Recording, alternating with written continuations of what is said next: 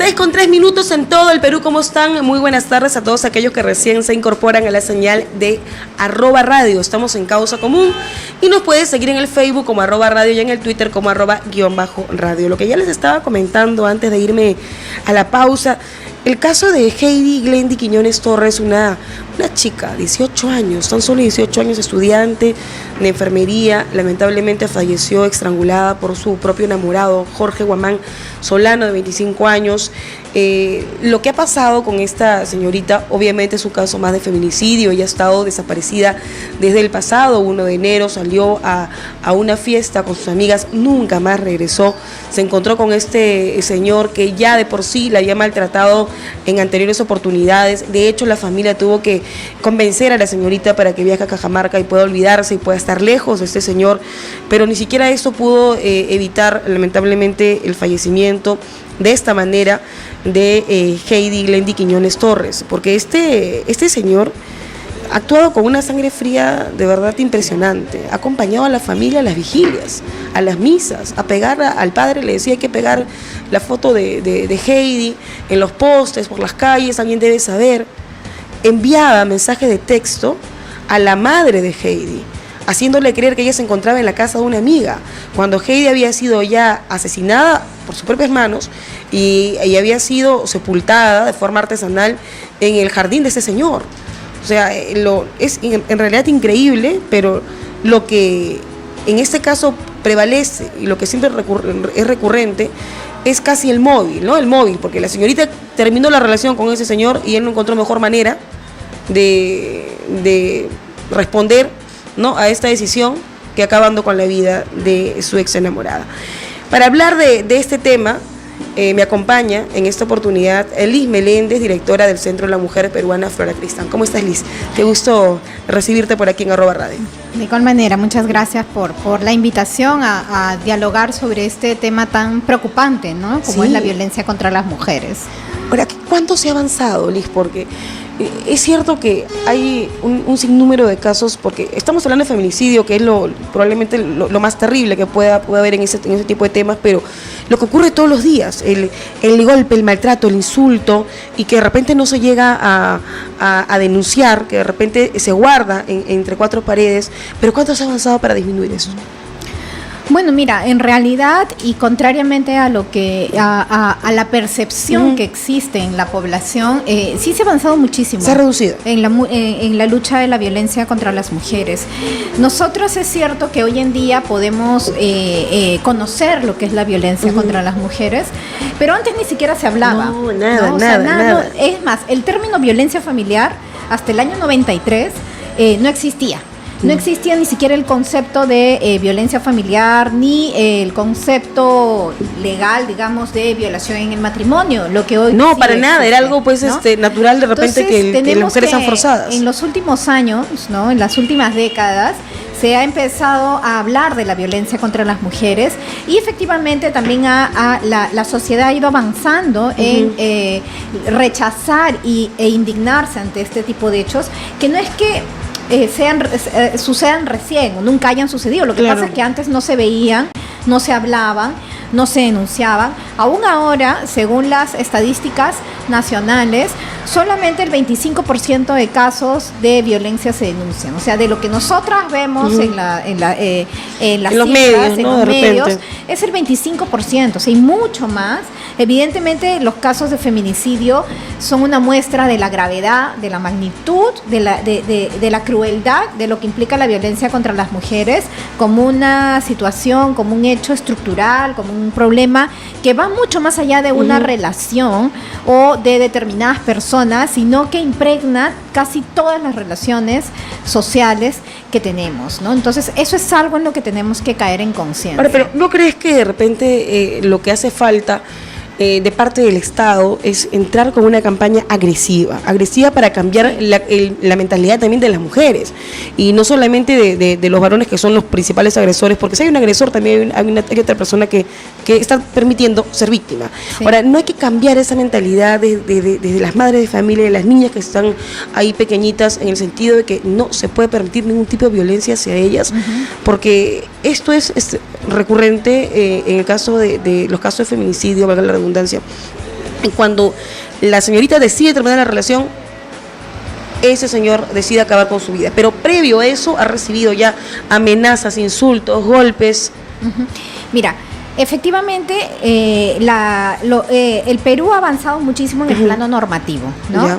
Desde hace un poco más de 20 años tenemos un aparato normativo importante en la región a comparación de otros países de la región. Digamos, estamos más o menos similares, con leyes para garantizar la igualdad, con leyes en contra de la violencia familiar, ¿no? No tenemos una ley integral en contra de la violencia contra las mujeres, pero sí hemos avanzado en otros planos. Pero efectivamente la parte normativa no soluciona las cosas, ¿no?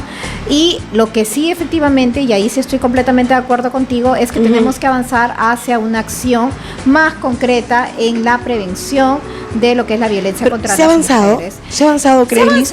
Por parte del Estado, porque yo soy consciente que las ONGs han trabajado de verdad por parte del a Estado. 1000 por hora total. No, por parte además, del Estado, sí. Además, las ONGs o organizaciones de derechos de las mujeres, ¿no?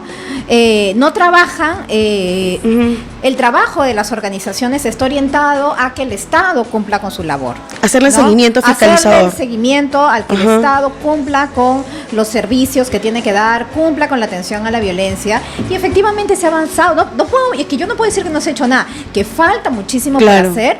Falta terriblemente. ¿Qué es lo que falta? ¿Es presupuesto? ¿No? Sí, falta presupuesto. ¿Cuánto se destina al año, digamos? Mira, ahorita no tengo la cifra exacta, pero el Ministerio de la Mujer es el ministerio con menos presupuesto de todo el sector, ¿no? Y de ahí tiene que salir digamos, es el ente rector en las políticas de género, en las políticas de igualdad a nivel nacional, y es el sector que menos presupuesto tiene de todos, ¿no? De todos los ministerios, es el ministerio que menos presupuesto maneja, y que sí es cierto que se ha luchado muchísimo para conseguir que existe y que se mantenga, y hay que seguir trabajando en ello, y también trabajar con la Policía Nacional, porque son los primeros que van la primera autoridad que una mujer violentada acude es a la Policía Nacional, porque siempre la policía, independientemente de todos los cuestionamientos que tengamos, es la autoridad que está más cerca a la población. Claro, ¿no? y en realidad que para llegar al punto de denunciar... Hay que avanzar muchísimo en la educación para la igualdad, que también creo que se ha avanzado muy poco, ¿no? En efectivamente que haya no una campaña de 1 mes, de 2 meses, de 3 meses, no, una campaña masiva y constante, ¿verdad?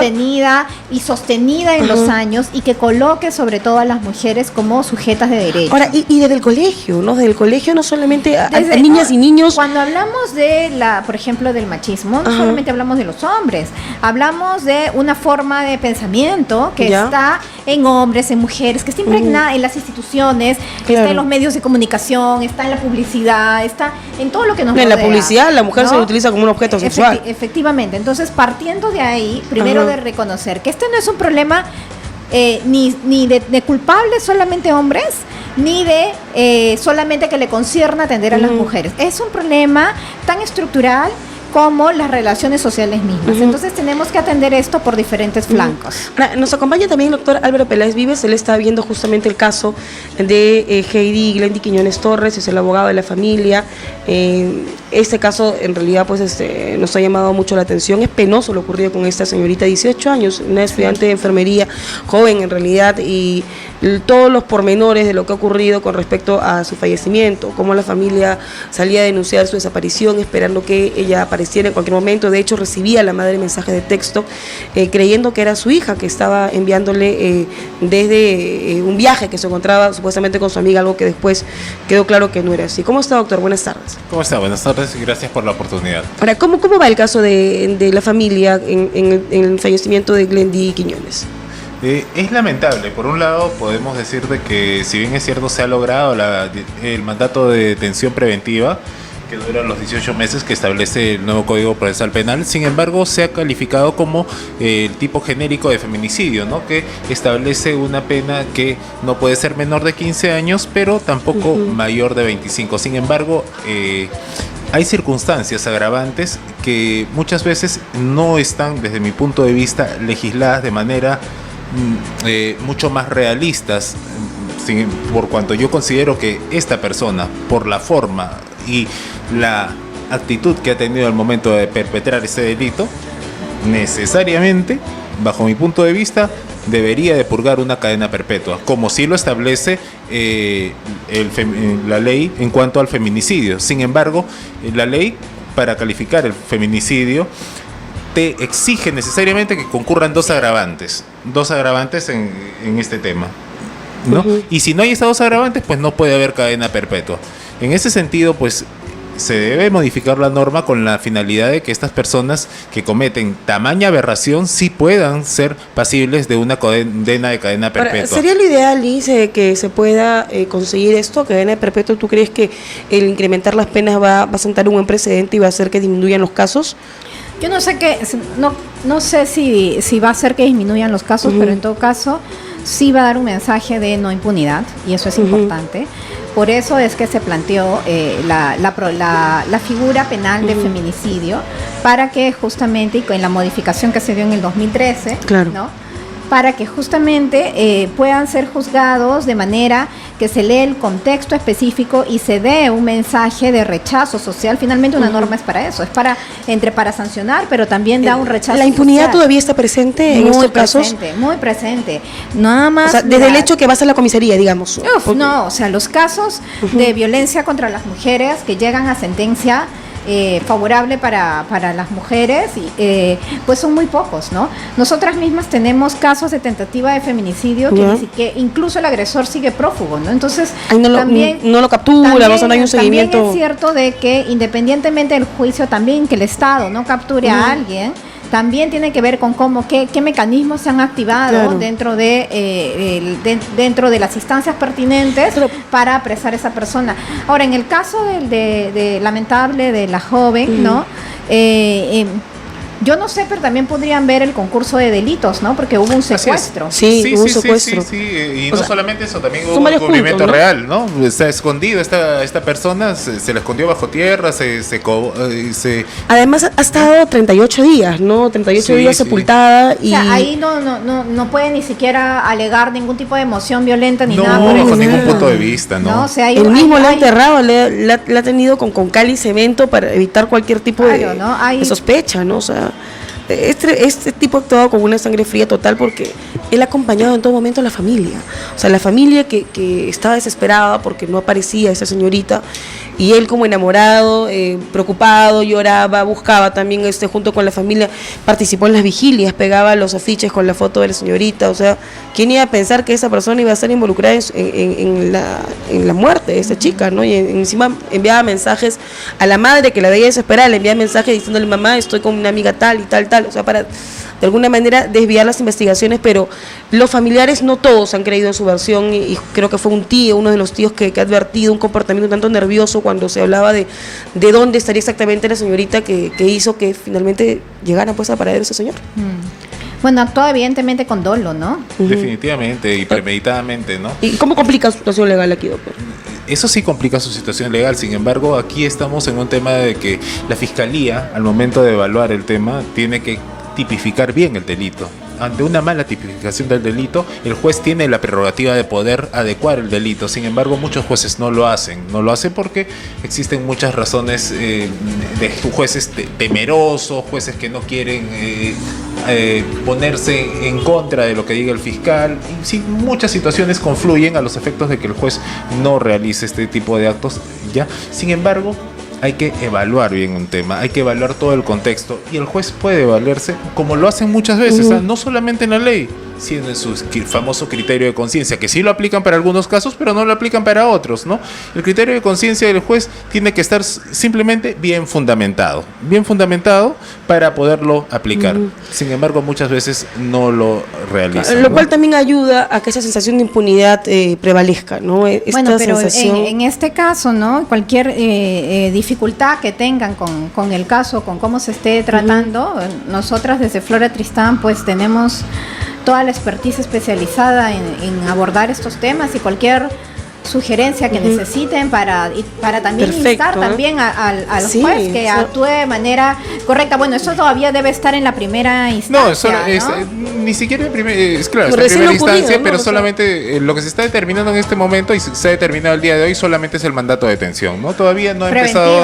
Sí, es una detención preventiva de 18 meses. Justamente el delito de feminicidio, los agravantes que contiene, ¿no? Lo que tratan de hacer es justamente visibilizar qué condiciones de poder se dieron en la relación primero para llevar a este crimen, o sea que es una relación que es un asesinato que se desarrolla en un ámbito del ejercicio claro de poder, ¿no? Pero también hay ciertas condiciones que el agresor aprovecha, ¿no? Para ejercer este crimen, ¿no? Entonces ahí en la investigación, ¿no? Que bueno, ya es una investigación ya ¿no? que va a depender ya de las autoridades. Que esperemos que no se dilate mucho, ¿no? Porque a veces también... Pero efectivamente son, digamos, los familiares y por supuesto el abogado quien va a tener que definir, ¿no?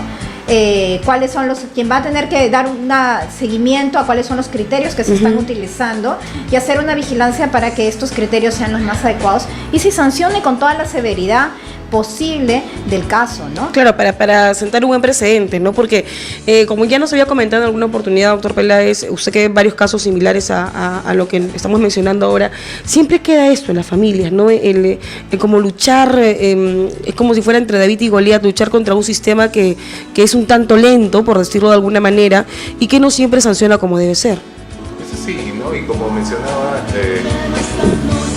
efectivamente, los agravantes son pues que sea menor de edad, que la víctima se encuentre en estado de gestación, que se encuentre bajo el cuidado o custodia de la persona que ha cometido el delito, entre otros. Sin embargo, estos agravantes deberían, considero, ser muchos más. En ese sentido, sí considero que debería haber una reforma respecto a los agravantes, con la finalidad de que se pueda viabilizar una cadena perpetua para las personas que cometen estos delitos tan atroces, ¿no? Con la finalidad de que pueda haber una cadena perpetua. Escuché ayer con mucha pena al padre de esta jovencita manifestar que a él básicamente lo que le interesaba, mira, ¿cuál es el descrédito que se le da ahí a la justicia? Me lo dijo así directamente, mire doctor, ¿sabes qué es lo que quiero? Ver a qué penal va a ir y adentro enviar a una persona para que lo maten tampoco, tampoco se puede jamás tomar la justicia por la mano. A mí nadie me va a devolver a mi hija y en segundo lugar no creo en la justicia. Ahora, entendemos la indignación, pero nunca se puede avalar pues exacto, no lo puedo avalar, pero lo que trato de decirte es a qué hemos llegado, cuál es el pensamiento de las personas actualmente respecto a lo que es nuestro sistema judicial y todo ello. A lo que hemos llegado, ¿no? Claro, la sensación que tienen las víctimas, en este caso los familiares, ¿no? Pero uno tiene que someterse a la justicia, nos guste o no nos guste, por más lenta que pueda ser. Así es. Bueno, y también en función a cada caso, efectivamente, siempre las normas son perfectible,s ¿no? Y sugerir también, evidenciar públicamente cuáles son las dificultades que se están teniendo para acceder a la justicia y evidenciar, ¿no? Por ejemplo, no sé si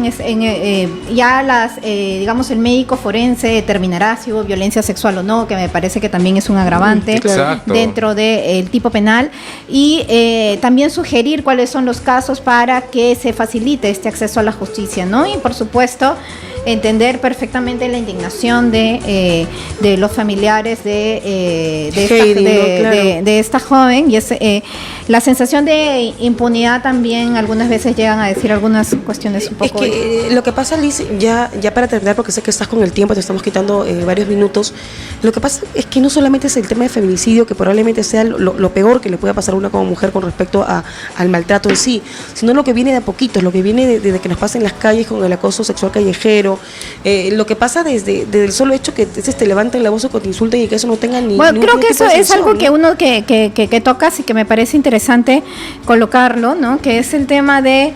Mientras no entendamos que la violencia contra las mujeres es un problema de control, es un problema de cosificación del cuerpo de las mujeres como un objeto, que se refleja tanto en el acoso callejero como en el feminicidio, que si bien es cierto no estamos hablando de dos situaciones ni siquiera equiparables, ¿no? sí estamos hablando de lógicas que pueden llevar una cosa a la otra, ¿no? Y que eso es importante, que al momento de juzgar un crimen se tenga en cuenta para sentar precedentes también y llamar la atención a la sociedad de, así como un sujeto en la calle se siente se siente en la condición o tiene esa facilidad para tocar sin la autorización de una mujer a esa mujer, ¿no? Y luego encima si le reclama se molesta, ¿no?